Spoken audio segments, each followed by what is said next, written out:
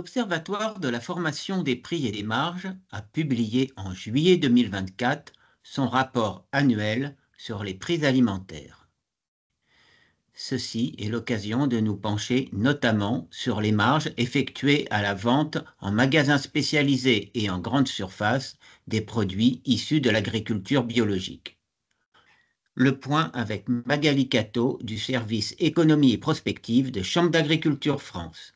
Bonjour, je suis Magali Cato, chargée d'études économiques au sein du service études économiques et prospectives. Magali, peux-tu nous repositionner le contexte de la répartition de la valeur des produits alimentaires ? Alors, le manque de transparence sur la répartition de la valeur au sein de la chaîne alimentaire crée des tensions entre les acteurs économiques, donc les agriculteurs, les industriels transformateurs, la distribution. Et elle pose un certain nombre de questionnements autour notamment de la responsabilité de la distribution dans l'inflation alimentaire. Se posent des questions sur le manque de corrélation entre le prix payé aux producteurs et le prix en magasin. Comment resituer actuellement le marché des produits bio ? Pour étudier la répartition de la valeur au sein des produits biologiques, il faut déjà recontextualiser la situation du marché bio.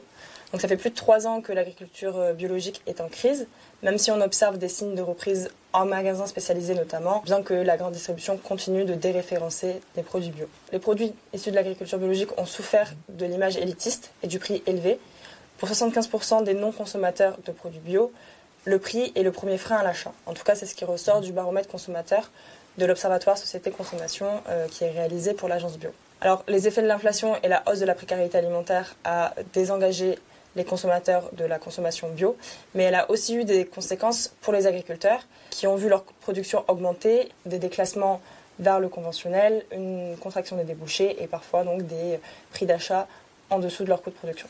Du coup, quelles sont les principales interrogations que l'on peut se poser sur la formation et l'application des marges au stade de la commercialisation vers le consommateur ? Alors, un certain nombre de questions émergent.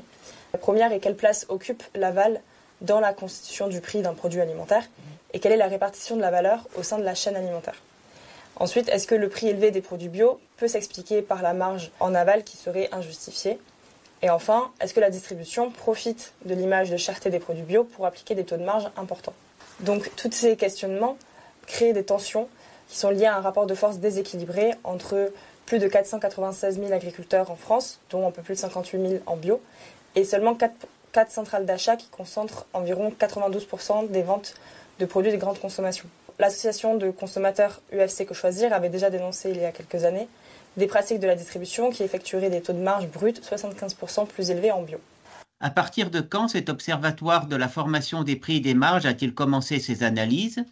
Et sur quels produits spécifiques porte-t-elle ? Ces débats autour du manque de corrélation entre le prix payé aux producteurs et le prix en magasin ne datent pas d'hier et on avait déjà pu observer cela en 2010 lors de la crise du lait. Alors la crise du lait, elle s'était manifestée par une chute des prix pour les éleveurs en même temps qu'un maintien des prix en magasin. Donc à ce sujet-là, le ministère de l'Agriculture avait lancé l'initiative de créer un observatoire qui devait éclairer la formation des prix et des marges sur une sélection de produits de grande consommation. Cet observatoire, il a la forme d'un observatoire de la formation et des prix et des marges qui est sous la double tutelle du ministère de l'Agriculture et de Bercy et qui est hébergé par l'organisme FranceAgriMer. En 2024, l'observatoire suivait 36 produits, dont 3 sous signe de qualité, le poulet prêt à cuire label rouge et 2 filières bio, lait de vache et fruits et légumes.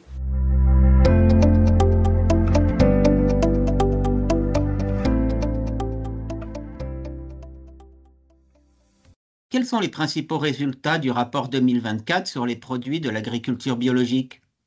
Donc, ce qui ressort généralement des rapports annuels de l'OSPN, c'est donc, entre 2010 et 2021, dans un contexte d'inflation moyenne stable, à plus 1,3% par an, les chocs de prix de la matière première agricole sont amortis par l'aval, généralement par la transfo qui en fait est comprimée entre le maillon agricole et le maillon de la distribution. Donc généralement, la transformation comprime ses marges pour maintenir la stabilité des prix en magasin. Cette compression, nécessairement, elle est reportée les années suivantes, ce qui explique donc la décorrélation entre le coût de la matière première agricole et le prix en magasin.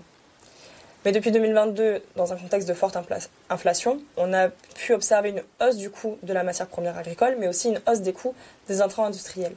Donc plus 43% pour l'aluminium en 2022, plus 74% pour l'énergie en 2023, mais aussi une hausse des salaires de l'agroalimentaire.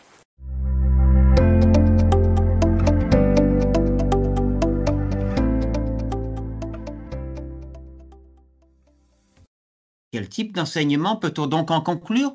Alors, ce qui ressort principalement du rapport 2024 sur les produits bio, donc déjà il faut savoir que l'OFPM suit les fruits et légumes dans 2 circuits. Le circuit de la grande surface alimentaire qui concentre environ 30% des ventes de fruits et légumes bio et le circuit des magasins spécialisés qui concentre environ plus de 40% des achats. Alors, ce qui ressort en général de cette analyse, c'est que le prix des fruits et légumes bio sont généralement moins chers en magasins spécialisés car ce sont des produits d'appel, contrairement aux magasins conventionnels.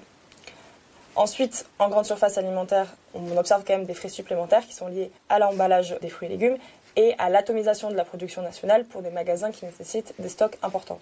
Il y a aussi des variétés et des calibres qui sont plus diversifiés en bio qu'en conventionnel, donc des freins méthodologiques à la comparaison bio-conventionnelle, mais aussi des freins méthodologiques à la comparaison entre magasins spécialisés et grande surface, car on ne sait pas si ce sont les mêmes variétés qui sont achalandées dans les 2 types de magasins. Ce qui ressort de cette analyse, c'est que la marge brute est 42% plus élevée pour une pomme bio en grande surface alimentaire que pour une pomme conventionnelle dans la même grande surface. Et ensuite, les prix en magasin sont 42% plus élevés aussi. L'OFPM suit aussi un panier laitier bio qui est composé de lait et de beurre bio. Donc, ce qui ressort, c'est qu'entre 2021 et 2022, le prix au détail du panier bio avait augmenté de près de 15%, alors que la part de la matière première agricole avait reculé de 10%. Ensuite, en 2023, la part de la matière première agricole dans la constitution du prix a augmenté, mais en finalité, entre 2021 et 2023, celle-ci est passée de 45% en 2021 à 42% en 2023. Donc en 2023, le coût de la matière première a augmenté de 41%, mais ça n'explique pas en fait un profit qui soit relié à l'agriculture ou des coûts d'achat supérieurs pour l'agriculteur, mais ça s'explique par une moins bonne valorisation des coproduits qui a fait donc augmenter le coût de la MPA.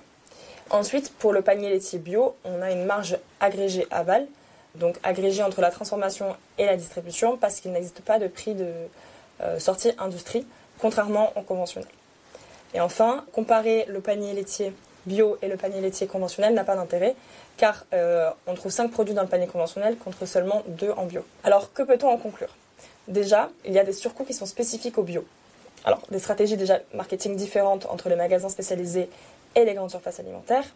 Des stratégies aussi différentes face à la crise, puisque les magasins spécialisés n'ont pas eu d'autre choix que d'être compétitifs et de baisser leurs prix quand les grandes surfaces alimentaires, elles, ont pu déréférencer des produits bio au profit de produits premier prix, par exemple. Ensuite, les fruits et légumes sont proposés en vrac dans les magasins spécialisés, ce qui n'est pas le cas dans les grandes surfaces alimentaires qui, eux, les emballent pour éviter la contamination croisée de produits bio avec des produits conventionnels. Ensuite, il y a aussi une transformation des produits bio qui est plus exigeante, une interdiction de certains additifs et auxiliaires de transformation, des ajouts de produits bio majoritairement, un nettoyage aussi des machines pour les industries mixtes entre la transformation conventionnelle et la transformation bio, ce qui entraîne des surcoûts. Il y a aussi des difficultés d'équation qui sont très importantes, notamment pour la viande bio. Alors par exemple pour la viande bovine, les débouchés sont à 80% des steaks hachés, ce qui offre donc un moindre bénéfice aux producteurs. C'est aussi le cas pour la viande porcine avec un mauvais équilibre carcasse. Mais finalement, pour répondre à la question de est-ce qu'il y aurait des marges supérieures sur les produits bio, en fait, il faut penser que la stratégie de bénéfice d'un magasin est pensée à l'échelle du rayon, voire du magasin entier. Donc, c'est ce qu'on appelle un effet de péréquation, c'est-à-dire que le magasin pense sa marge à travers le magasin entier. Donc penser à la répartition de la valeur produit par produit n'a pas forcément toujours un sens, en tout cas du côté de la distribution, puisque certains rayons, par exemple, sont déficitaires, ceux qui emploient une forte main-d'œuvre, comme les rayons boulangerie, boucherie, poissonnerie, mais ce sont des rayons d'appel qui font venir le consommateur. Quelles évolutions et affinements seront-ils apportés pour l'étude qui paraîtra en 2025? Alors, pour le prochain rapport de 2025, on pourra observer les marges nettes de 2023, ce qui pourra déjà nous aiguiller sur éventuellement un profit ou non de la grande distribution. Et puis dans les années à venir, l'OFPM risque aussi d'augmenter le nombre de produits bio suivis, ce qui pourra aussi nous permettre d'avoir une plus grande comparaison et donc pouvoir essayer de répondre à cette question de marge des produits biologiques.